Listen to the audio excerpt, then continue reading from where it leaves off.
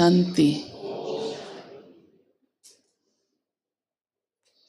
प्यारे बाबा हमें कांटों से फूल बनाता है। अब कांटा और फूल, दोनों का अंतर अच्छी तरह से समझते हो ना। हाँ, कांटा तो सुख नहीं दे सकता और फूल जो है वो बहुत प्रिय लगता है, और प्रिय वही लगता है जिससे कुछ मिलता है, सुख मिलता है। तो बाबा हमें इसलिए अभी फूल बनाता है, और फूल भी खुशबूदार फूल बनाता है। तो बाबा कहते हैं अपने अंदर गुणों की धारणा करते जाओ। जितना गुणों की धारणा करते जाएंगे उतना फूल, खुशबूदार फूल बनते जाएंगे। और साथ साथ बाबा ये भी चाहते हैं कि हमारा पुरुषार्थ बहुत अच्छा रहे। फूल माना ही अच्छा पुरुषार्थ, अच्छी धारणा, श्रीमत का पालन, ये सारी विशेषताएं होने से ही हम फूल बन सकते हैं। तो बाबा ने कहा कौन सा ख्याल नहीं आना चाहिए, या बोल नहीं निकलना चाहिए, वो भी बाबा हम बच्चों को अटेंशन दिलाते हैं। क्योंकि कभी कभी थोड़ा सा मायूस होते हैं, पुरुषार्थ ढीला होता है, तो फिर आप खुद भी समझ सकते हो कि कौन सा बोल निकलता है, पता है ना। तो बाबा ने कहा कौन सा बोल जो है वो निकलना चाहिए, क्या निकलना चाहिए। बाबा कहते हैं कि निकलना चाहिए या बुद्धि में पक्का रहना चाहिए, दिल से पक्का रहना चाहिए कि प्यारे बाबा हम पास विद ऑनर होकर ही दिखाएंगे। राइट, चाहे कुछ भी हो। अभी देखो कोई भी बात होती है ना ऊपर नीचे, तो व्यक्ति अपने को दोषी नहीं बनाता, वो कारण को दोषी बनाता है। इसके कारण, उसके कारण, वो कारण, ये कारण है ना। लेकिन बाबा कहते हैं नहीं, अपना पुरुषार्थ अच्छा चले, दिल खोल के पुरुषार्थ करो, लगन से पुरुषार्थ करो, लक्ष्य पक्का रखो कि मुझको जो है वो पास विद ऑनर होना ही है। तो कभी भी एक शब्द जो अक्सर हम अपनी कमज़ोरी को छिपाने के लिए या ना बदलने के कारण से खुद को बोल देते हैं, कॉमन हो गया वो शब्द, बहुत कॉमन हो गया है।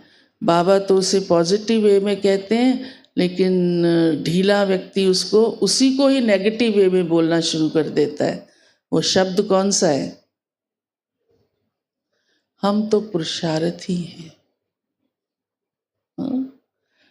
नहीं हुआ पुरुषार्थ, नहीं लगा योग, नहीं हुई सेवा या नहीं हुई धारणा, कहेंगे अभी मैं पुरुषार्थी हूं ना। समझ में आ गई बात? मतलब पुरुषार्थी बना भी तो मैं कर रहा हूं ना, एकदम कैसे सब कुछ हो जाएगा, या करते करते सीख जाएंगे, गलतियां करते करते सुधर जाएंगे, ये ढीले बोल हैं। मैं पुरुषार्थी हूँ, ये अपने आप को आथत देना है। जैसे अपने आप को बचाने की कोशिश करते हैं ना, तो वो बाबा को पसंद नहीं। मम्मा को तो बिल्कुल अच्छा नहीं लगता था। मम्मा तो पुरुषार्थी की डेफिनेशन सुनाती थी कि एक बार जो गलती हो गई वो फिर रिपीट नहीं होनी चाहिए, दोबारा नहीं होनी चाहिए। ये है पुरुषार्थी का अर्थ। पुरुषार्थी का ये अर्थ नहीं है कि गलती हो रही है, फिर हो रही है तो मैं क्या करूं, मैं पुरुषार्थी हूं ना, कर तो रही हूं पुरुषार्थ।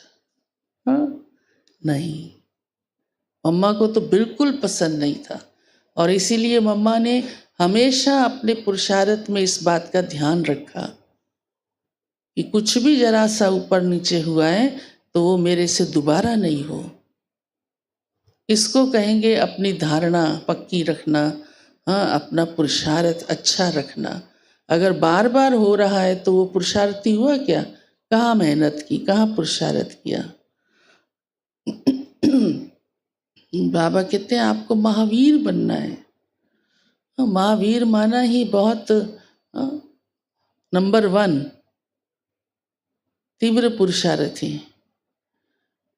तो आज प्यारे बाबा ने हम सबको पुरुषार्थ की कई बातें कही हैं और साथ ही कहा है अवगुणों को निकालते जाओ और विघ्नों को पार करने के लिए याद का पुरुषार्थ करो।